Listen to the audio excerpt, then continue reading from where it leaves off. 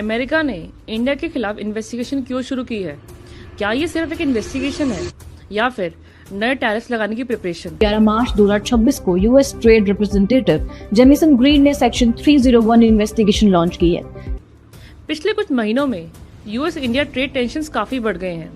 सबसे पहले अमेरिका ने इंडिया के प्रोडक्ट्स पर 50% रेसिप्रोकल टैरिफ लगा दिया था, लेकिन बाद में यूएस सुप्रीम कोर्ट के इंटरवेंशन के बाद इस टैरिफ को 25% तक रिड्यूस कर दिया गया था। फिर डोनाल्ड ट्रंप ने एक और स्टेप लिया। उन्होंने एडिशनल 10% ग्लोबल टैरिफ लगा दिया 150 डेज के लिए, लेकिन ये सिर्फ एक टेम्परेरी मेजर था। अब अमेरिका ने सेक्शन 301 ट्रेड एक्ट 1974 के अंडर इंडिया और कई कंट्रीज के खिलाफ इन्वेस्टिगेशन शुरू कर दी है।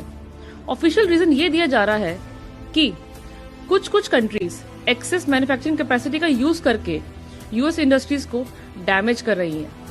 सेकेंड रीजन ये दिया जा रहा है कि क्या कुछ इम्पोर्ट्स फोर्स लेबर से बनाए गए हैं, लेकिन ट्रेड एक्सपर्ट्स का मानना है कि इस इन्वेस्टिगेशन का एक स्ट्रेटेजिक पर्पस भी हो सकता है।